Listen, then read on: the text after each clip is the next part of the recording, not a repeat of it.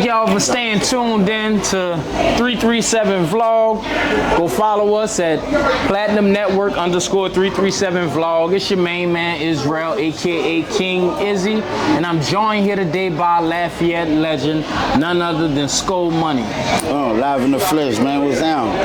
What's the deal, brother? Brother, it's an honor just to sit down and actually be able to pick your brain. Man, I appreciate it. I appreciate it. And the reason being, like, I watched your run that you went on, and for those of y'all that don't know, this man put on one of the biggest hip-hop concerts ever in Lafayette over at Park International. Sold out, sold out. It was a sold-out show. Sold out. And like I said, when I came home in 2016, for those of y'all that do know, I did my time. When I came home in 2016, I constantly was hearing everybody talk about Skull Money, Skull Money, Skull Money. I'm like, I gotta see who this is. So it just so happened that one night I was walking downtown, and I walked past the old Frankie's. I don't know if you remember Frankie. Yeah, Frankie's Burgers used to have Frankie Burgers used to have the old garage concerts where he had his album release party going on, signing CDs, giving them out. I went back there and Brody was spitting, and it was just a chill vibe. He had a big fan base, and after that, I just constantly kept hearing your name and seeing you going up. I appreciate it, man. Just keeping up with me. I appreciate it, my brother. Yes, indeed, brother. Yes, indeed. Around that time, you was also working with Jet Life, right? I was working with Currency, Fiend, Musa, you know what I'm saying? Young Roddy, Trademark the Skydiver, you know what I'm saying? Yeah, man, them boys was, I was around in that era, just kind of following them around South by Southwest, kind of touring with them, you know what I'm saying? Opening up, doing shows, catching Jet Life Wednesdays. On Wednesdays, I would go down there and, open up and perform with Spitter, man. We had a, shout out to the Jet Life team too, yes, man. Yes, indeed. Shout out Jet Life, shout out man. Musa. Recently, me and Fiend actually did something like early in the year. Yeah. He came to, you remember the Dustin Poirier and Holloway fight? Yeah. That was his last fight, I think. Yes.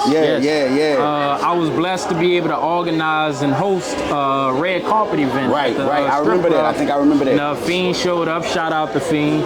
And but brother, we just gonna continue talking about your run because you did something that hadn't been done at the time in Lafayette to, on that scale. And me personally, one of my favorite songs from you was Smokers Only. Smokers Only, yeah. Smokers Only, like even the video, if y'all see how the video come on, like all the shit that they doing nowadays, like with the music videos, they was doing that back then. Like it was just on some weird shit. This man come up out of bathtub, flat top right here with the bleach in it, and shit. It was just lit. It was something different that nobody wasn't doing at that time, And brother, just talk a little bit about the current music scene in Lafayette. I mean, I think we got a nice music scene here. You know what I'm saying? It's just I think the support could be better.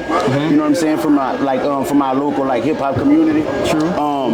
I feel like we could do more shows too, bringing more showcases. We used to do a lot of showcases back in the day, but I think the level of seriousness of taking it serious, we kind of got like that. Everybody kind of give us that follow effect, like somebody will make some music and it'll kind of come here and then it's like we kind of take it, but I don't feel like that. I feel like Lafayette do got our own mark.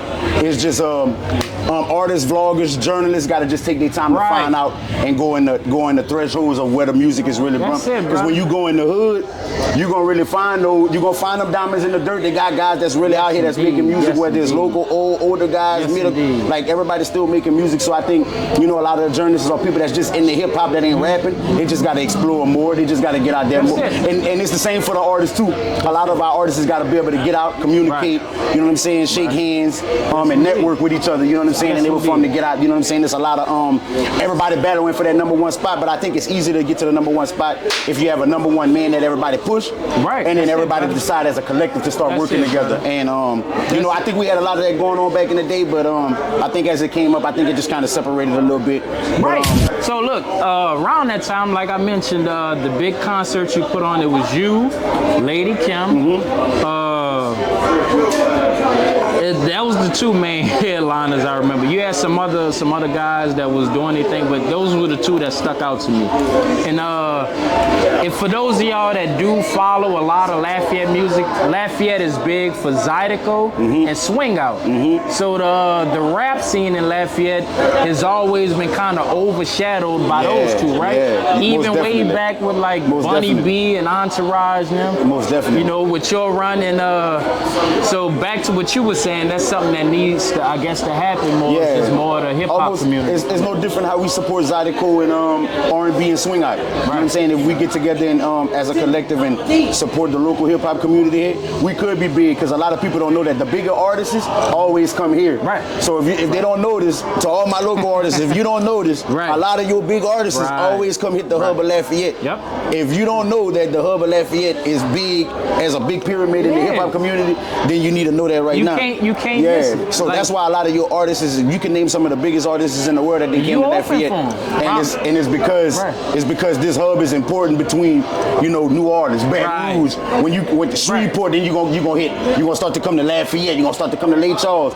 So it's like those cities actually matter and count. And to my local artists, don't be afraid to get outside the city too. Touch New Orleans, touch Baton Rouge, touch Lake Charles. Because I hear a lot of people complain, or my artists complain like, oh man, that's all they do is support New Orleans and Baton Rouge. That's because they come here. You know what I'm saying? A lot of artists ain't saying that they're going to New Orleans or Baton Rouge. All these artists is coming here. So we got to start going into there. And that's what I kind of was doing too. I was touching Baton Rouge. I was touching New Orleans. I was touching Lake Charles. I was touching Shreveport. I was touching wherever I could go. You know what I'm saying? You had a show out there in Colorado too. Yeah. That's when we come off the Stony Mackinnon tour with Currency. We flew to Colorado, and that was after I went to Memphis, Tennessee for an award show, and then we went down there. We had got invited to go down there, and a guy named Swelly and a guy named John. Shout out John, man. And, shout out Swelly, man. Yeah, shout out Swelly too. They had kind of put it together and put some money together, flew me out there, and it was a successful show, man. It was dope, man. Yes, indeed. Look, I'm gonna tell you another reason. Around that time,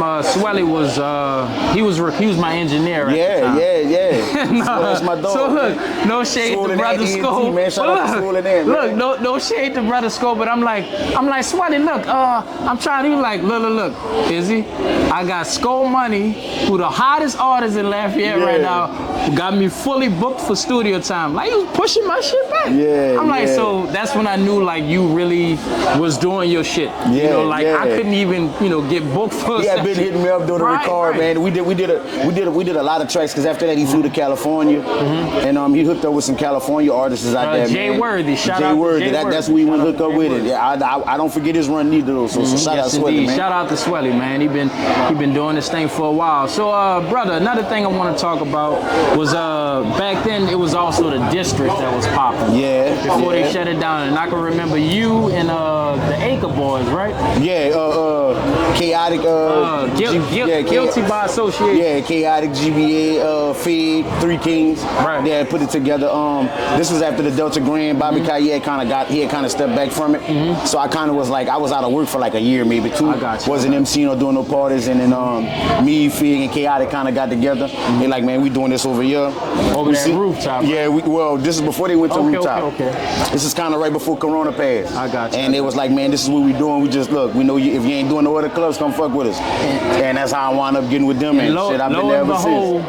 Every big artist that came to Louisiana, like, you have to pass through Lafayette. Oh yeah. It's almost like if you coming to Louisiana, you have to tap in with Lafayette. Real talk. Because you can't get to Houston, you can't get to Miami, you can't get to New Orleans, you can't get to Baton Rouge without stopping. Gotta pass through that city, man. Right. And when they passed it, I noticed y'all was booking them shows. Yeah, that's what I'm saying to the local. That's what I'm saying to the local artists. Is a lot of your main artists come and hit this as a hub. You know what I'm saying? So when you think that your city is not enough to make it in, that's a lie, because your biggest artist is Rod Wave. Right. You know what I'm saying? I mean, it's just like for the night level, you got Fox, you got Reedy, you got buku artists that come and hit Lafayette as a hub to get a paycheck. You know what I'm saying? So you can do the same thing. You just got to put in the same. You got to put the same work they putting in. Yes, indeed. I don't know what was their level of consistency and how they did it, but you just got to figure out what's your niche and what team you got with you to figure out the niche and build off of that. You know. The one thing I can definitely say, like Lafayette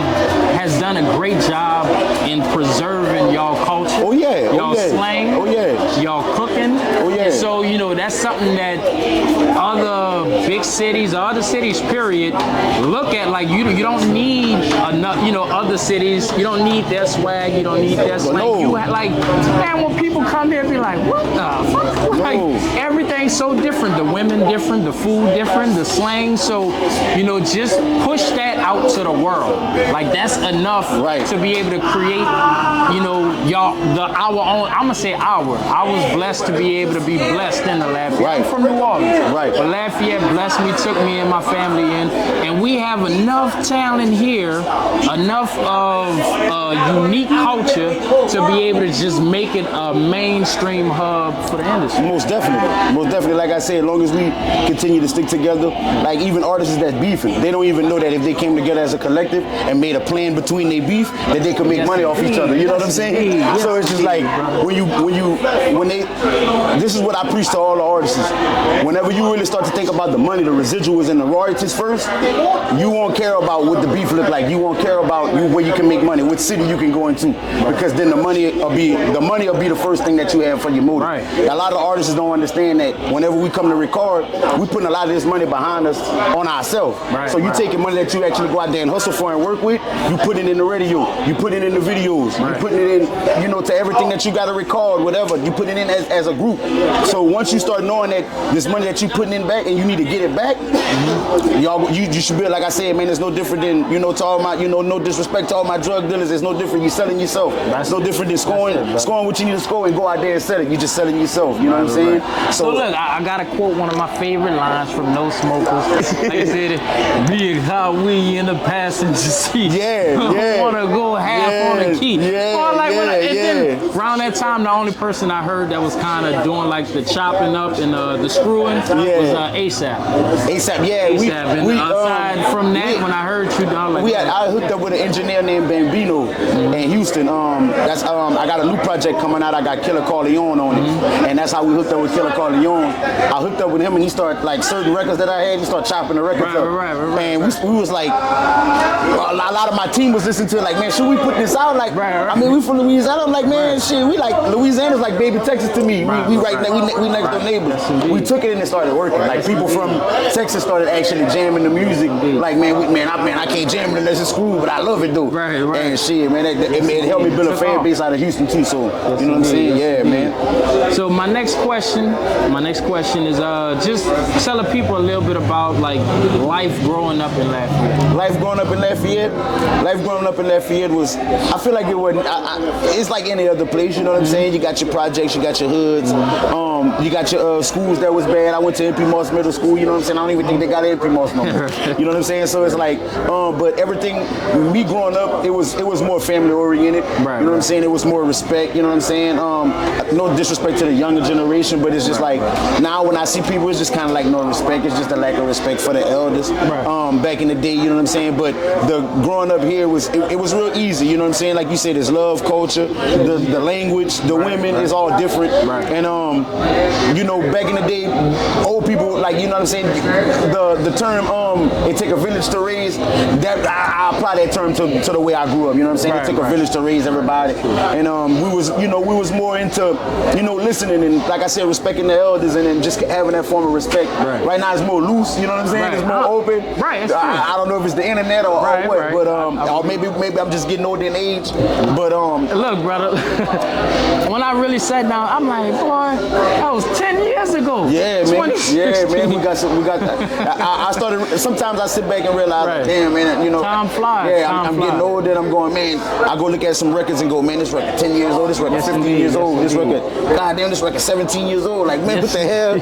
And but I'm proud of myself, man. You know, we got a lot of artists in this rap game that you lose. You got a lot of artists that don't make it. You got a lot of artists that pass away, get locked up. So I thank God that I'm one of the ones that the ones that ran with it and just consistently keep going until this day, still going, you know? That's it, brother. Pushing 337 culture, pushing 337 hip hop. If I'm not mistaken, I think I performed with you years ago at Hip Hop in the Flats. Yeah. Hip Hop in the Flats. Yeah, I threw that with Smoke too. Smoke was a part of that too. Yeah, Hip Hop in the Flats, that was dope, man. That was truly dope. We need to bring some more of that back to Lafayette. Matter of fact, I think I'm gonna try to hook up with Swelly and get a lot on rhymery. I'm gonna try to get with a lot of them and see if we can do another Hip Hop in the Flats, man. These are pioneers that really pushed Lafayette 337 hip hop. Arm Robbery, UG Havoc. Yes, UG Havoc is one of them. You know what I'm saying? Fish. Yeah. Fish is one of them. Mr. Unexpected. Yeah, Mr. Push Unexpected. Smoke. Yes, sir. Lady yes, sir. Kim, yes, which sir. by the way, I consider like the queen of Oh hip yeah, hop. Lady Kim. That's my sis. I love Lady Kim. Shout out Lady Kim. One of my favorite songs from First Lady of Trillion T. Yeah. That TAB. Yeah. So let the people know a little bit about what you one of your current projects that you're working on. I'm working on a current project right now called OBK Kids. Our Black Kids Only Blow Kush. I got another project that I'm doing with my brother Cody. It's a team project. You know what I'm saying? It's a mixtape with me and him going back and forth, kind of like, you know, he rapped and I rap. You know, doing some dope hooks. Definitely a hip hop tape. You know what I'm saying? The OBK Kids mixtape is more on it's more back for home. You know, talking about Lafayette, the hoods. You know, talking about how we grew up, the ones that came before us. R.I.P. Vicious. You know, laminating rappers like Vicious. Yeah, and UGK. You know what I'm saying? And yeah, man, that's what I got going on right now, man. Besides, always still doing my thing every first and last Sunday. We still feed the homeless. You know what I'm saying? Still get together as a collective and buy. I make my mama cook food, get the food, and I go out and deliver it and give the people. You know what I'm saying? We still give socks, sweaters when they come around and it start getting cold right here by St. Joseph's Shelter. So you know, we still giving back too, as well as KLMG still alive. We still all together. You know what I'm saying? And that's it, man. I just think I'm just glad to still be in it. You know what I'm saying? Yes, indeed. And let them know where they can follow you at. You can follow me at Scope Money on Instagram. That's at SCOMONEY, Scope Money. You can follow my Facebook at Scope Money as well. My X and Twitter is at Scope Money as well. So pretty much, man, all you got to do is Google SCOMONEY at Scope Money, and you gonna find me wherever you want, iTunes, wherever, man. You gonna find me. And go do your homework. Go do your homework. This is a Lafayette legend, somebody that pushed the 337 hip hop and rap scene to the forefront. Yes, indeed. Yes, indeed. So, guys, look, thank y'all for staying tuned in, staying turned up, staying black. It's another episode of 337 Vlog, and it has been sponsored by Bang. You know what I'm saying? Go get you a Bang if you feel like, you know, having your heart beat out your eyeballs. But it's gonna keep you turned up and on your level. Y'all stay tuned in, stay turned up. We live in downtown at Grand Street with the legend, none other than the King, Scope Money.